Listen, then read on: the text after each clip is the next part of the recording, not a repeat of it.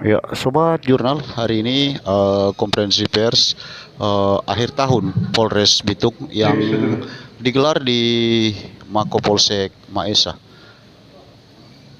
Minggu 31 Desember 2023. Tampak hadir sejumlah insan pers dan Kapolres Bitung memimpin langsung kegiatan konferensi pers didampingi oleh Kasih Humas Polres Bitung Ibtu Iwan Setiabudi dan Wakapolres Bitung Kompol Afrizal Nugroho. Tampak juga sejumlah pejabat utama Polres Bitung hadir pada kegiatan konferensi pers akhir tahun ini. Mohon izin yang terhormat Bapak Kapolres Bitung, yang saya hormati Bapak Wakapolres Bitung, yang Lantas, Bapak Kasat Intelkam, Bapak Kasat Reskrim, Bapak Kapolsek Maesa, kemudian rekan-rekan perwira bintara, yang terkhusus lagi rekan-rekan dari wartawan mitra Polres Bitung yang saya kasih dan saya banggakan. Pertama-tama marilah kita panjatkan puji dan syukur kehadirat Tuhan Yang Maha Kuasa bahwa pada hari yang cerah ini kita dipertemukan dalam keadaan sehat walafiat, tak kurang suatu apapun, menghadiri dalam rangka rilis tahunan Polres Bitung yang di dalamnya akan dibedah masalah gangguan Kamtipmas selama 1 tahun, kemudian Garda Lantas dan lain-lainnya. Mohon izin kepada rekan wartawan, mungkin sedikit terlambat untuk rilisnya, berhubung memang keadaan kegiatan yang sangat padat sehingga kita sedikit mundur, namun masih termasuk dalam akhir tahun karena belum 1 Januari itu. Untuk itu sebelum kita lanjutkan, mari kita dengarkan pula juga rilis yang akan disampaikan Bapak Kapolres. Mungkin akan ada tambahan pula dari Bapak Kapolres maupun Kasat atau fungsi yang bersangkutan.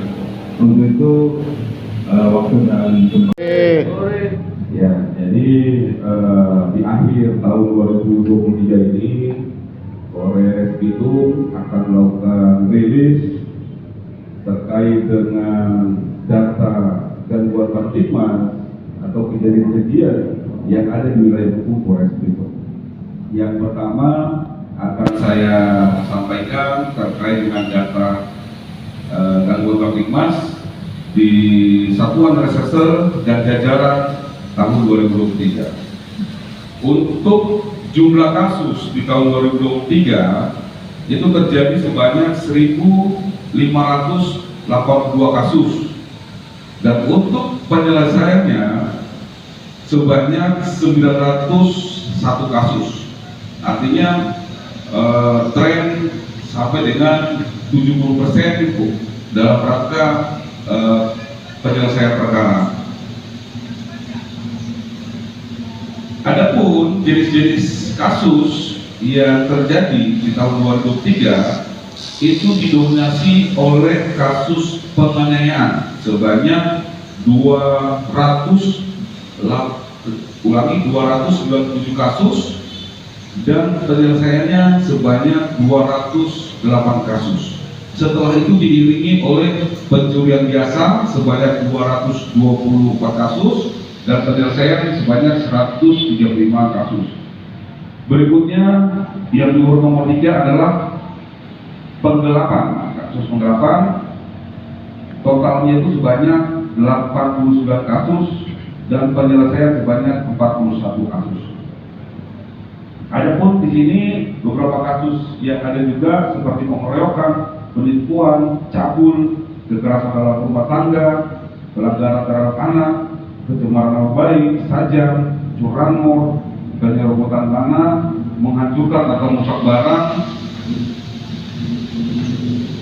kejahatan dunia seperti cybercrime, narkotika, perzinahan, perbuatan yang tidak menyenangkan, pemerasan dan pengancaman, pemalsuan surat, kejahatan terhadap jiwa, obat keras, penghinaan, pencurian, menyebabkan orang mati karena kelalaian, perdagangan manusia, ada 3 kasus. BBM ilegal 1 kasus, perlindungan konsumen 1 kasus, korupsi 1 kasus, illegal mining 1 kasus, perbankan 1 kasus. Adapun kejahatan konvensional lainnya sebanyak 319 kasus. Berikut kami sampaikan terkait dengan anatomi kasus di tahun 2023 ini yang terjadi berdasarkan TKP, yaitu paling banyak adalah di daerah pemukiman, itu sebanyak 1.144 kasus. Untuk berdasarkan usia, itu terjadi pada usia 36 sampai dengan 45 tahun. Ya, jadi rentang dari 36 tahun sampai dengan 45 tahun. Itu sebanyak 530 kasus. Berdasarkan data anatomi pekerjaan, itu didominasi oleh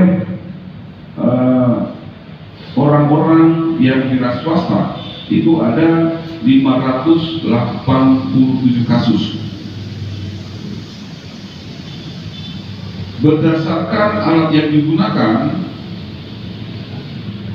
itu didominasi oleh tangan atau kaki. Anatomi berdasarkan sasaran, itu paling banyak pada tubuh manusia, ada 627 kasus. Berdasarkan waktu, kejahatan ini terjadi paling banyak di jam 12.00 sampai dengan 18.00 WITA. Jadi siang malam yang terjadi ini. Berdasarkan modus operandi,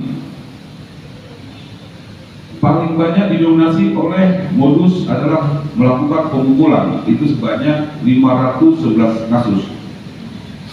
Sedangkan berdasarkan motif, paling banyak didominasi oleh sakit hati atau salah paham, sebanyak 676 kasus.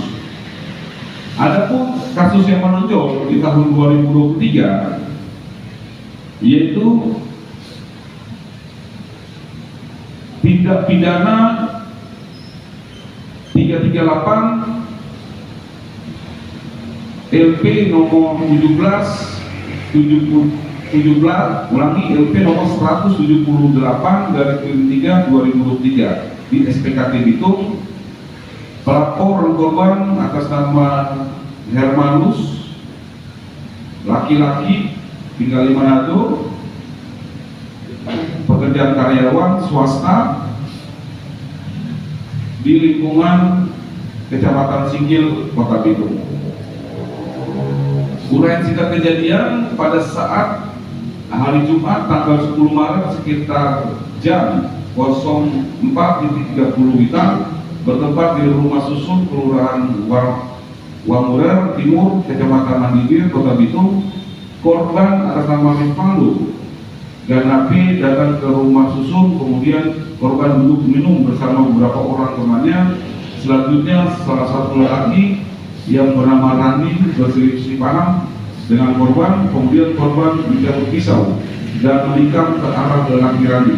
Selanjutnya terjadi perkelahian antara keduanya, dan karena gelap, saksi-saksi tidak mengetahui dengan jelas penyebab sehingga korban meninggal setelah dibawa ke rumah sakit.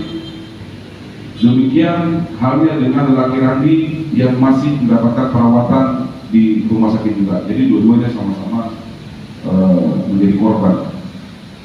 Yang berikut kasus 338 subsidiar pasal 351 ayat 3, itu yang terjadi pada hari Rabu tanggal 19 Juli 2023 sekitar pukul 05.04 WITA bertempat di Kelurahan Girian Permai, Kecamatan Girian, Kota Bitung, telah terjadi peristiwa pembunuhan dengan menggunakan senjata tajam yang mengakibatkan korban meninggal dunia, di mana tersangka melakukan pembunuhan dengan cara menikam korban dengan menggunakan sebilah pisau yang mengena di bagian punggung belakang sehingga korban berlumuran darah dan meninggal dunia.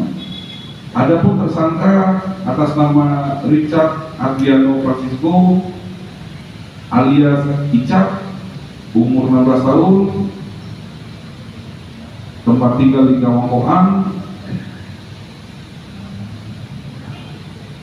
berketempatan di Jaga 8 Kecamatan Awat, Kabupaten Belitung. Berikut juga kasus 338 yang ketiga ini kasus 338 juga pada hari Kamis tanggal 24 Agustus 2023 sekitar pukul 16.58 WITA di sekitar pukul 16.58 di dalam SPBU BCL yang berada di Kelurahan Animonipo Bawah, Kecamatan Matuari, Kota Bitung, telah terjadi tindak pidana pembunuhan yang dilakukan oleh tersangka Joshua dengan cara menikam dengan menggunakan sebilah pisau pada bagian dada kiri sebanyak 1 kali, selanjutnya kembali menikam dan mentaktis dengan tangan kiri sebelah kiri sehingga tangan korban mengalami robek dan akibat tindakan tikaman di dada kiri mengakibatkan korban meninggal dunia. Tersangka atas nama Joshua Renaldi, lelaki, Bitung, 7 Januari 2004, umur 19 tahun, tempat tinggal Girian Indah, Kecamatan Girian, Kota Bitung.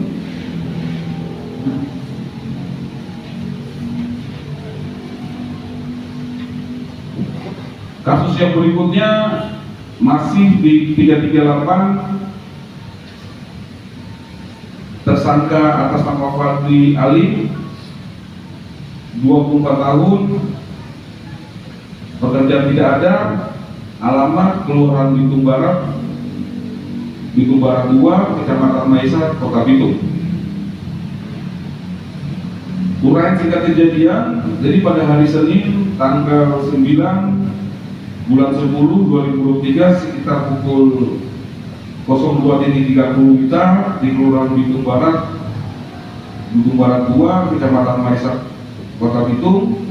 Saat itu pelaku Rivaldi Halim berada di pangkalan ojek sedang menikuk miras bersama dengan temannya. Kemudian pelaku menerima inbox dari perempuan Dian yang mengatakan bahwa ia dianiaya oleh lelaki bernama Enol. Selanjutnya tersangka datang ke tempat perempuan Dian dan membawa pergi perempuan Dian ke tempat pangkalan ojek. Selanjutnya tersangka menuju ke rumah salah satu saudaranya untuk mengambil sebilah pisau. Beberapa saat kemudian pelaku menikam korban atas nama Ardi yang awalnya ada di tempat kejadian, di mana tersangka memakai korban karena ikut campur masalah Enol. Bahwa akibat penikaman tersebut, korban dilarikan ke rumah sakit Budi Mulia, namun nyawa korban tidak dapat diselamatkan karena banyaknya mengeluarkan darah. Adapun pasal yang dilanggar adalah pasal 38 KUHP. Berikut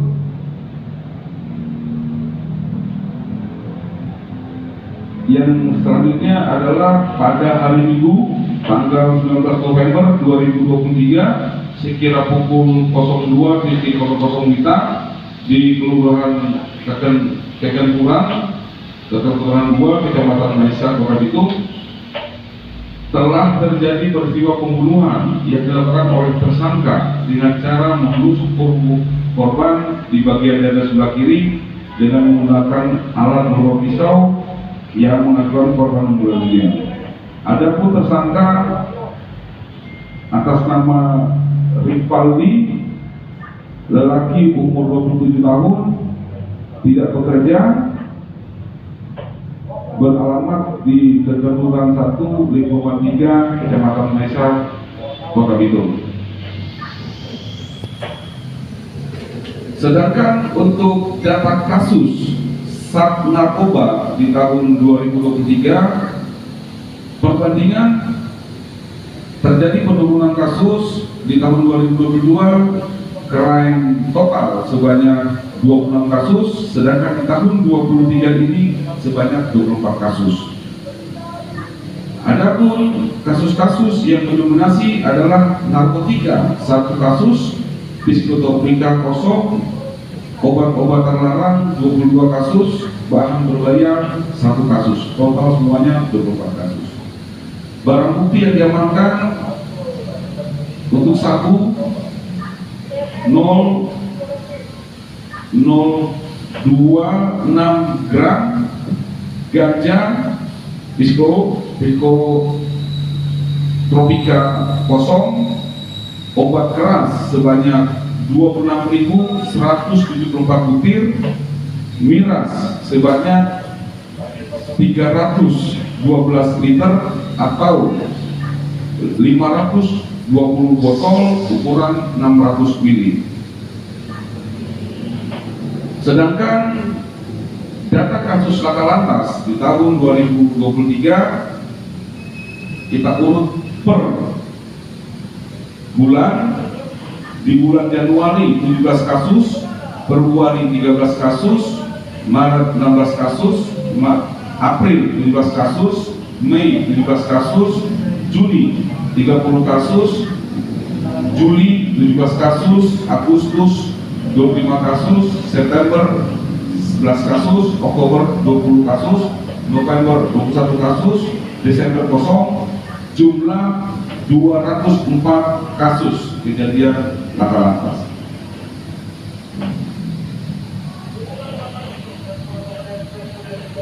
Terkait dengan anatomi crime laka lantas di tahun 2023, berdasarkan modus operandi paling banyak 91 kasus masuk dalam laka tunggal.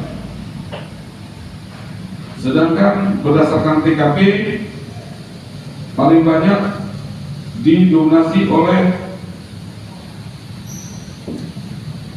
Jalan SH Sarundaya. Berdasarkan waktu kejadian sering terjadi pada pukul 18.00 sampai dengan 24.00 WITA. Berdasarkan alat yang digunakan, kasus terjadi terkait dengan kendaraan roda 2 atau yang bisa kita sebut adalah sepeda motor.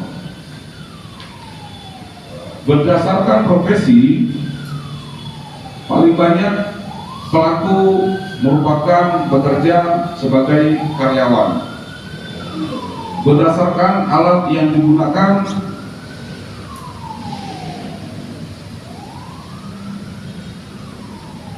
ulangi, umur itu dari mulai umur 16 sampai dengan 30 tahun sebanyak 154 kasus.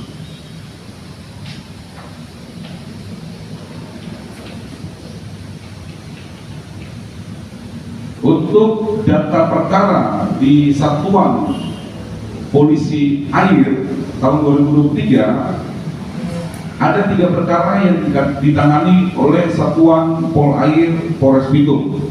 Yang pertama adalah penangkapan ikan menggunakan bahan peledak dan bahan kimia, 1 kasus. Yang kedua adalah tindak pidana berupa penabrakan kapal, 2 kasus. Demikian yang dapat saya sampaikan terkait dengan rilis gangguan Kamtibmas di tahun 2023 ini.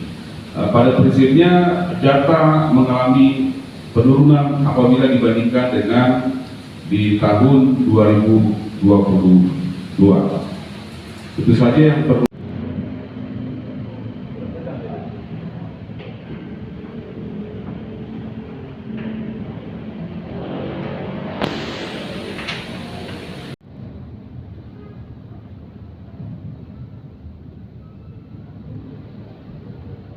Satu tahun ada 204, dan untuk yang meninggal dunia ada 12 orang, untuk yang luka ringan sejumlah 23, dan yang untuk luka berat ada 9 orang. Untuk total kerugian material sebesar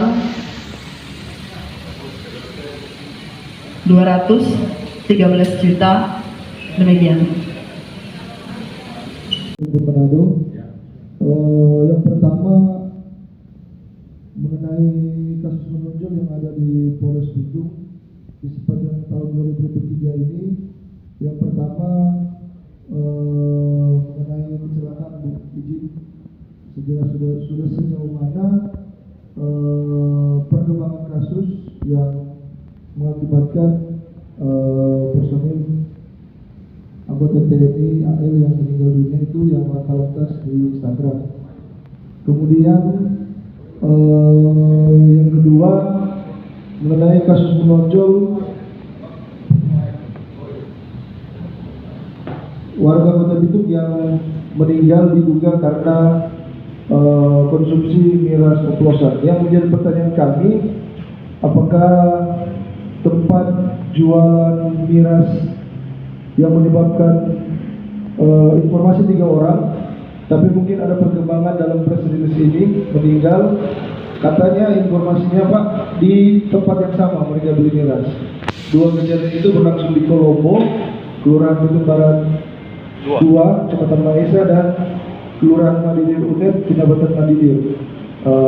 Mungkin itu yang menjadi pertanyaan. Anggota TNI Angkatan Laut sejauh mana untuk kasus tersebut sudah dilaksanakan gelar perkara dan sudah ditetapkan bahwa kasus tersebut adalah laka tunggal, dan SP2HP juga sudah dikirim ke keluarga maupun ke keluarga korban, dan kasus tersebut juga sudah kami limpahkan ke Angkatan Laut. Demikian.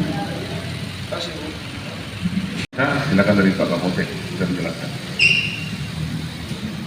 Baik, terima kasih kepada yang diberikan Pak Kapolres yang menghormati, rekan-rekan dari unsur media. Baik, terkait dengan kasus yang menonjol yang terjadi pada akhir atau awal bulan Desember, di mana diduga ada beberapa korban meninggal dunia akibat menempuh minuman keras yang sengaja dicampur oleh para korban. Jadi sebagaimana kami dapat informasi ketika kami mendapat informasi dari warga masyarakat melaporkan ke pihak kepolisian, kami langsung mengecek ke rumah sakit Budi Mulia, dan di sana kami menemukan sudah ada 3 korban yang sesuai dengan pemeriksaan dari pihak medis menyampaikan kepada kami bahwa gejala-gejala yang mengakibatkan mereka meninggal dunia karena meminum minuman keras yang diduga dicampur aduk dengan gejala dada sakit, mual, perut sakit, dan mata kabur atau buta. Dan pada hari Jumat itu 3 korban. Kemudian hari Sabtu kami juga mendapat informasi dari pihak rumah sakit bahwa korban terus bertambah, dan sesuai dengan apa yang disampaikan oleh hasil koordinasi dengan rumah sakit Budi Mulia, bahwa total korban meninggal dunia ada 8 orang. Semuanya diagnosa sama sebagaimana penjelasan dari dokter rumah sakit Budi Mulia. Jadi sakit perut, sakit dada, mual, muntah, kemudian mengalami kebutaan. sampai pada kejang-kejang dan meninggal dunia. Mungkin ini yang perlu kami sampaikan. Dan terkait apa yang sudah disampaikan tadi, kami melakukan langkah-langkah melakukan penyelidikan terhadap penjual minuman keras. Namun ketika kami mendatangi warung yang menjual itu sudah tidak menjual minuman lagi. Jadi penjual minuman kerasnya sudah tidak menjual lagi. Dan untuk membuktikan itu mungkin memang ada langkah-langkah khusus yang akan ditempuh oleh pihak kepolisian. Namun sangat disayangkan karena pelaku yang mencampur, yang membeli, yang minum, semuanya meninggal. Jadi memang ada kendala di situ. Kami kendala melakukan penyelidikan di situ karena pelaku yang membeli, pelaku yang mencampur, pelaku yang minum, mereka meninggal dunia. Jadi mungkin ini yang perlu kami klarifikasikan. Demikian. Ya, silakan Pak Kasman.